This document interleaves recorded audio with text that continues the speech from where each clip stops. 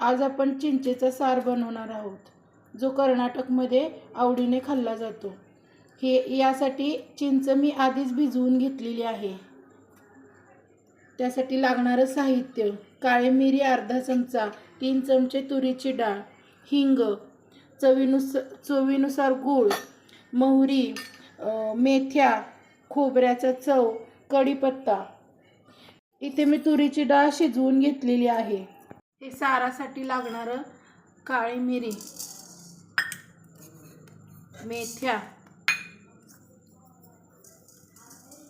आणि अर्धा चमचा मोहरी। हे आपण मंद आचेवर भाजून घेऊया।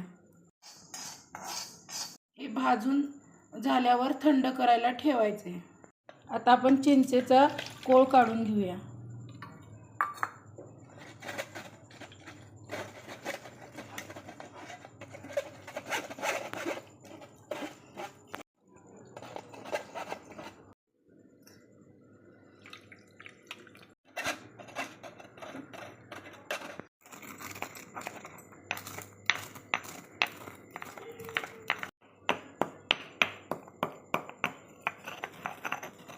हा बारीक केलेला मसाला या काढलेल्या चिंचेच्या कोळामध्ये घालूया।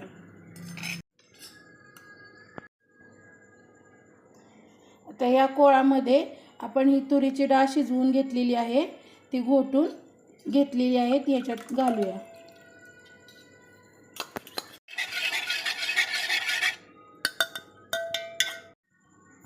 आपण आता चिंचेच्या कोळासाठी फोडणी करूयात।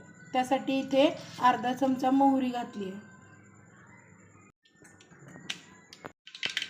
मोहरी तडतडल्यानंतर अर्धा चमचा हिंग घालूया आणि कढीपत्ता, अर्धा चमचा जिरे घालूया। आवडीनुसार लाल तिखट घालूया।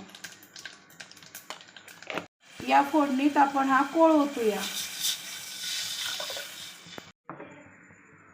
तर या सारामध्ये आपण चवीनुसार मीठ घालूया, चवीनुसार गूळ घालूया आणि नारळाची चव घालूया। नारळाची चव म्हणजेच खोबऱ्याचा खीस। चला तर मग आता आपण सार आणि भात याची मजा लुटूया। माझा हा चिंचेचा सार आवडला असेल तर चॅनलला लाईक करा, शेअर करा, सबस्क्राईब करा। धन्यवाद।